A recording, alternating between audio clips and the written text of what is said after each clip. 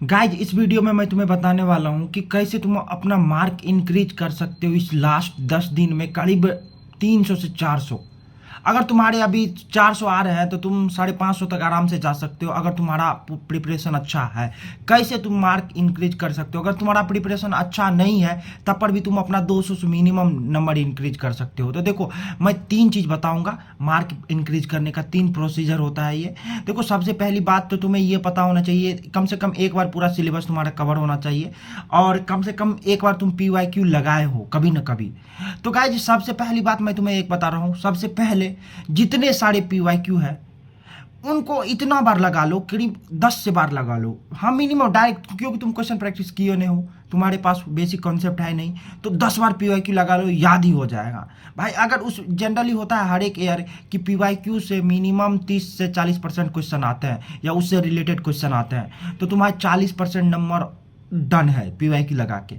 PYQ खत्म, पहला पहला चीज खत्म। दूसरा चीज है, जब तुम PYQ लगाते हो ना, तुम्हें ये आइडिया होना चाहिए ये किस टॉपिक का है या किस टॉपिक में कहाँ से आया है, मिड पैराग्राफ से, फ्रंट पैराग्राफ से या नीचे वाला बॉटम पैराग्राफ से। अगर मिड पैराग्राफ से आया है तो PYQ के 3-4 लाइन ऊपर और PYQ के 3-4 लाइन नीचे, इन दोनों को थोड़ा अच्छे से पढ़ो, यहाँ से भी क्वेश्चन बनने के चांस बहुत ज़्यादा रहते हैं।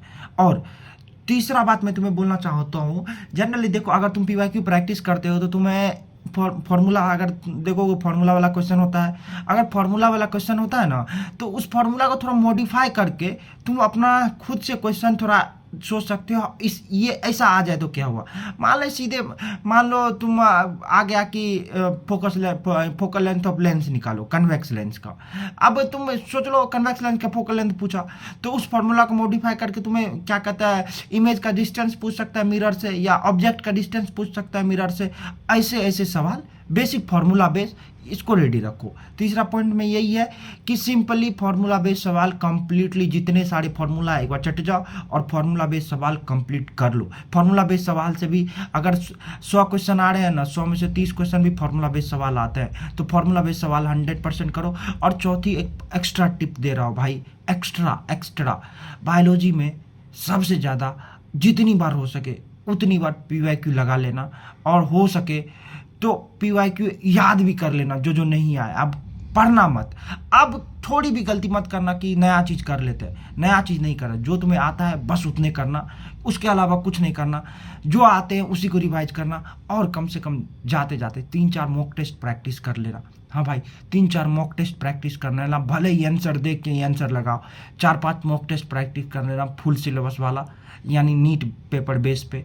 तो भाई जिंदगी तुम्हारे बल्ले बल्ले है, नंबर नहीं आए, पूरा ज़्यादा सिलेक्शन नहीं हो, लेकिन इतना तो आ ही जाएंगे कि तुम्हारे माता पिता तुम्हें एक सम्मानजनक स्कोर के रूप में देखेंगे, सम्मानजनक विद्यार्थी के रूप में देखेंगे कि हाँ भाई ने प्रैक्टिस किया है, यानी मेहनत किया है। तो गाइस यही है जी आज का सार। तो मिलते हैं दूसरे ब्लॉग में, बाय बाय।